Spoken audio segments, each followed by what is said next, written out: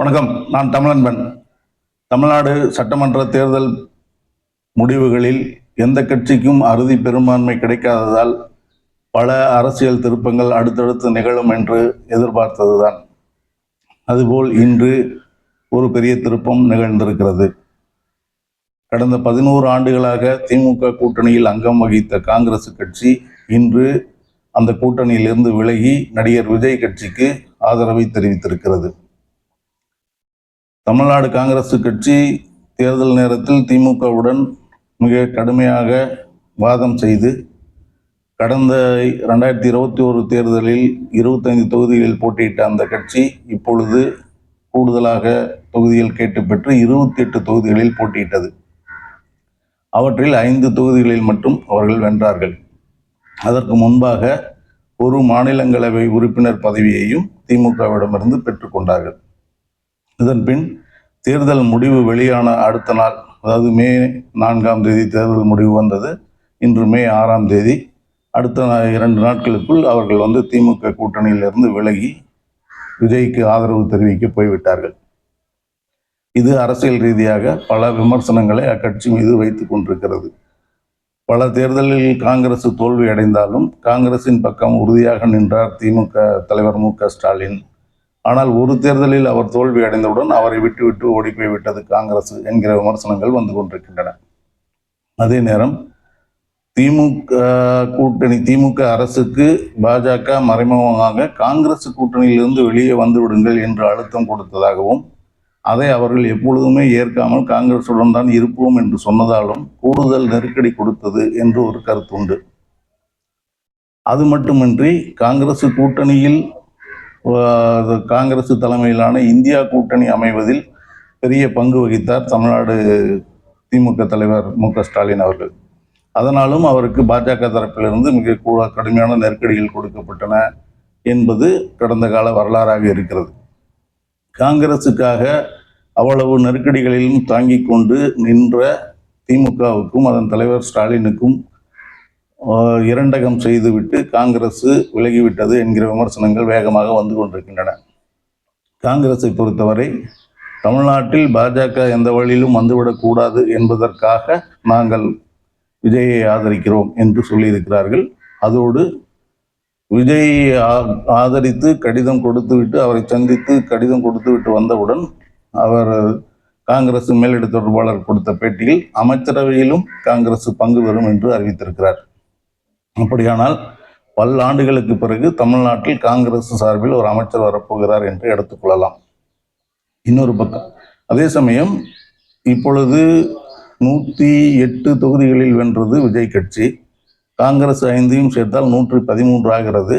இவற்றில் ஒரு விஜய் 2 தொகுதியில் வென்றிருப்பதால் ஒரு தொகுதியை கழித்து விட்டால் 112 இடங்கள் தான் அவர்களுக்கு இப்பொழுது இருக்கின்றன. இன்னும் 6 பேர் ஆதரவு தேவை. அது யாரை கேட்டிருக்கிறார்கள், யார் சம்மதிக்கப் போகிறார்கள் என்பது போக போக தெரியும். எது எப்படி இருப்பினும் ஒரே நாளில் தேர்தல் முடிவு வந்த ஒரே நாளில் ஒரு மாபெரும் திருப்பமாக 11 ஆண்டுகால திமுக காங்கிரஸ் கூட்டணி முறிந்து தவேக காங்கிரஸ் கூட்டணி அமைந்திருக்கிறது. இது இன்றைய முக்கியமான செய்தி என்று சொல்லலாம். இன்னொரு பக்கம் தேர்தல் முடிவுகள் மொத்தமாக வந்த பிறகு ஒவ்வொரு பகுதியாக ஒவ்வொரு புது தரவுகளும் வெளியில் வந்து கொண்டிருக்கின்றன. அதன்படி பார்த்தால் திருமதி சசிகலா அவர்கள் இந்த முறை தனி கட்சி ஒன்றை தொடங்கி அந்த கட்சியின் சார்பாக சுமார் 77 தொகுதிகளில் போட்டியிட்டார். அவர் அனைத்து தொகுதிகளிலும் போட்டியிடவில்லை, சுமார் 77 தொகுதிகளில் போட்டியிட்டார். இந்த 77 தொகுதிகளில் கிட்டத்தட்ட ஒரு 15 தொகுதிகளுக்கு மேல் அதிமுக தோல்வி உற அவர் காரணமாக இருந்தார் என்று சொல்லப்படுகிறது. அவற்றில் இப்பொழுது வெளிவந்திருக்கும் தகவல்கள் படி பார்த்தால் தமிழ்நாடு பாஜக தலைவர் நயினார் நாகேந்திரன் அவர்கள் சாத்தூர் தொகுதியில் போட்டியிட்டார். அந்த தொகுதியில் அவரை திமுக வேட்பாளர் வென்றார். அவருக்கும் திமுக வேட்பாளருக்குமான வித்தியாசம் என்பது 5900 சொச்சம், அதாவது சுமார் 6000 வாக்குகள் என்று வைத்துக் கொள்ளலாம். ஆனால் அதே தொகுதியில் சசிகலா கட்சியின் சார்பில் போட்டியிட்ட வேட்பாளர் சுமார் 11800 வாக்குகள் பெற்றிருக்கிறார்.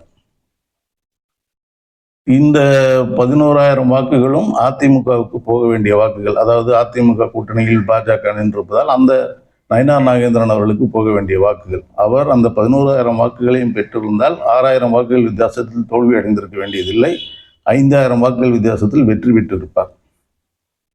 இப்பொழுதுதான் அந்த பழைய விஷயங்கள் திரும்ப வருகின்றன. அதிமுகவில் இருந்தபோது திருமதி சசிகலா அவர்கள் மீது கோபப்பட்டு அந்த கட்சியிலிருந்து விலகி பாஜகவில் போய் சேர்ந்தவர் நயினார் நாகேந்திரன் அவர்கள். அதன் பின் அதிமுக பாஜக கூட்டணி அமைகிற நேரத்தில் அதிமுகவின் பொதுச் செயலாளர் எடப்பாடி பழனிசாமி அவர்களுக்கு பாஜகவின் டெல்லி தலைமை வைத்த முக்கிய கோரிக்கை, அதிமுகவில் இருந்து பிரிந்து சென்றவர்களை ஒருங்கிணையுங்கள், அப்பொழுது கட்சி வலிமையாக இருக்கும் என்பது முக்கியமான கோரிக்கை. பாஜக வைத்த எல்லா நிபந்தனைகளையும் ஏற்றுக்கொண்ட எடப்பாடி பழனிசாமி பாஜக செய்த எல்லா மாநில உரிமைகளுக்கு எதிரான விஷயங்கள், மக்கள் நலனுக்கு எதிரான விஷயங்களையும் ஏற்றுக்கொண்ட பழனிசாமி அவர்கள் இதை மட்டும் ஏற்றுக்கொள்ளவே இல்லை. என்னால் அது மட்டும் நான் செய்ய மாட்டேன் என்று பிடிவாதமாக நின்றார். அதன் விளைவாக தான் திருமதி சசிகலா அவர்கள் தனியாக போட்டியிட வேண்டிய நிலை ஏற்பட்டது. அப்படி போட்டியிட்டு அந்த எடப்பாடி பழனிசாமியின் அந்த பிடிவாதத்துக்கு தமிழ்நாடு பாஜக தலைவராக பொறுப்பேற்றிருந்தார் நயினார் நாகேந்திரனும் ஆதரவாக இருந்தார். அவரும் இல்லை, அவர்களை உள்ளே அதிமுகவுக்கு கொண்டு வந்தால் சரியாக இருக்காது என்று தன் பங்குக்கு பாஜக மேலிட தலைவரிடம் பேசி அவர்களை சமாதானம் செய்து அதை நடக்காமல் பார்த்து கொண்டார். அவர் தமிழ்நாடு பாஜக தலைவராக இருந்து சசிகலாவை உள்ளே வரவிடாமல் செய்ததற்கு பழிக்கு பழி வாங்கும் விதமாக இந்த நிகழ்வு நடந்து விட்டதாக அங்குள்ள மக்களே அதை பற்றி சொல்கிறார்கள். அவர் சசிகலாவை சேர்த்திருந்தால் இந்த பிரிவு இருந்திருக்காது, இந்த 11,000 வாக்குகள் பிரிந்திருக்காது, இன்றைக்கு அவர் ஒரு சட்டமன்ற உறுப்பினராக ஆகியிருப்பார். அந்த வாய்ப்பை அவர் இழந்து விட்டார். அவர் சசிகலாவை பழிவாங்க நினைத்தார், ஆனால் சசிகலா அவரை பழிவாங்கி விட்டார் என்று அந்த தொகுதி மக்கள் பேசிக்கொள்கிறார்கள். இதை தாண்டி முதுகுளத்தூர், உசிலம்பட்டி, மதுரை மேலூர், அதாவது காங்கிரஸ் சார்பில் விஸ்வநாதன் அவர்கள் வென்றிருக்கிறார். அவர்தான் இன்றைக்கு தவேக அமைச்சரவையில் இணையப் போகிறார் என்றெல்லாம் செய்திகள் வந்து கொண்டிருக்கின்றன. அந்த 3 தொகுதிகளிலும் சுமார் 70,000 வாக்குகள் சசிகலா கட்சியினர் பெற்றிருக்கிறார்கள். ஒரு தொகுதியில் 40,000, ஒரு தொகுதியில் 20,000, ஒரு தொகுதியில் 3,000 என்று பெற்றிருக்கிறார்கள்.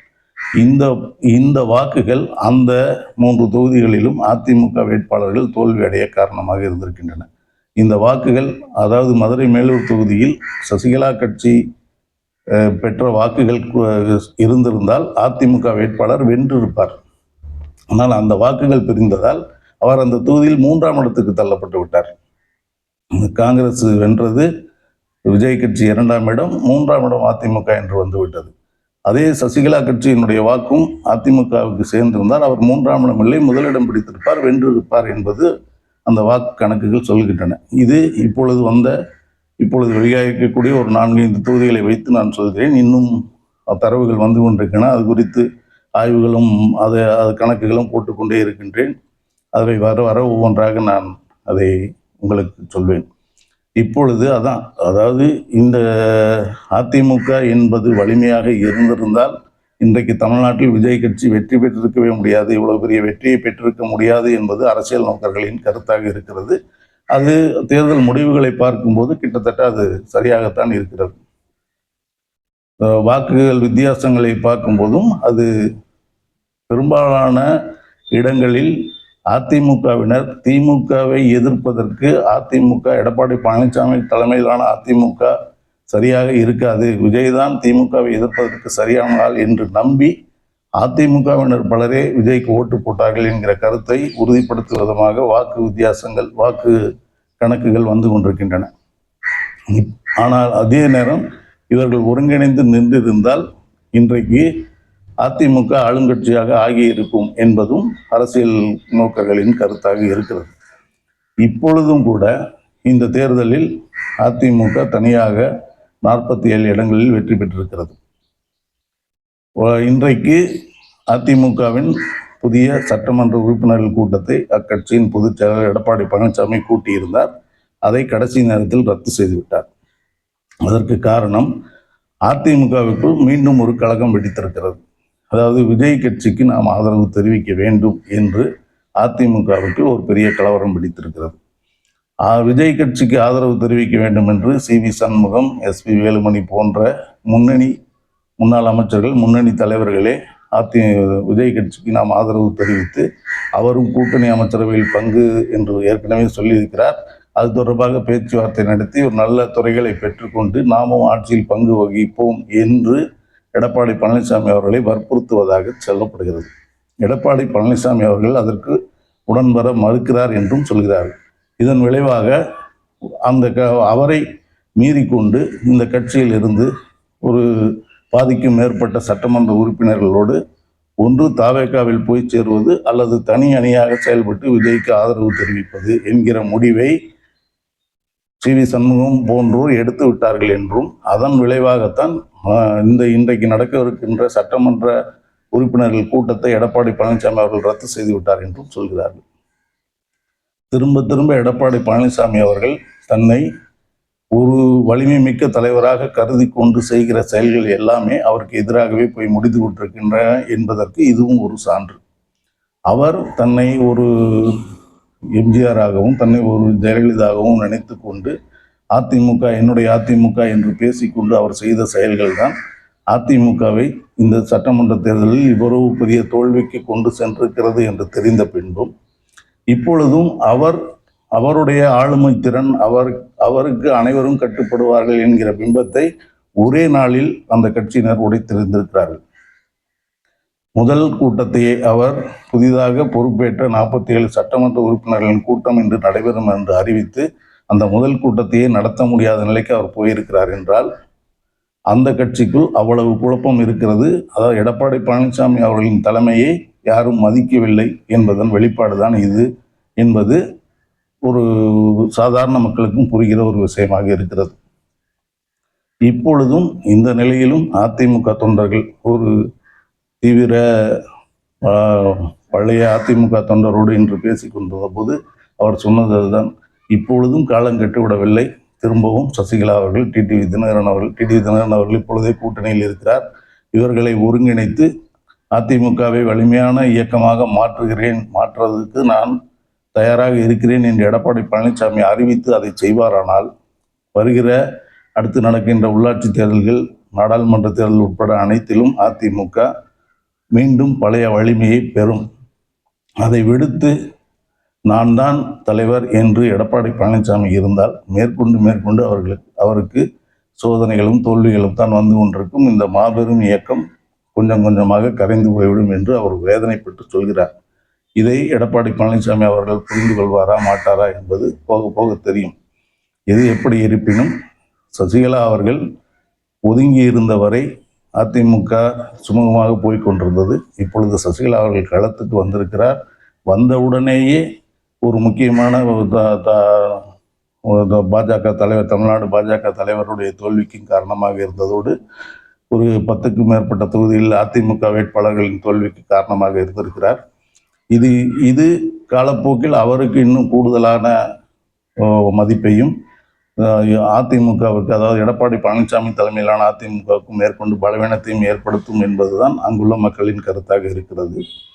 அடுத்து சசிகலா அவர்களின் அரசியல் நகர்வுகள் எப்படி இருக்கும் என்பதை பொறுத்து இது எவ்வளவு வேகமாக நடக்கும், எவ்வளவு மெதுவாக நடக்கும் என்பது அவருடைய அரசியல் நகர்வை பொறுத்து இருக்கிறது. எப்படி இருந்தாலும் இவர்கள் பிரிந்திருக்கும் வரை, இவர்கள் பிரிந்திருந்த காரணத்தால் மட்டுமே இன்று தாவேகா ஒரு தனிப்பெரும் கட்சியாக உருவாகி இருக்கிறது என்றும், அது எப்படியே அந்த கட்சி ஒரு உள்கட்டமைப்பு இல்லாத, கொள்கை பிடிப்பு இல்லாத ஒரு பலவீனமான கட்சி, அது ஒரு வேகத்தில் இன்று ஆட்சியை பிடித்திருக்கிறது. அதிலும் மோசடியில் ஆட்சியை பிடித்திருக்கிறது என்ற ஒரு விமர்சனமும் இருக்கிறது.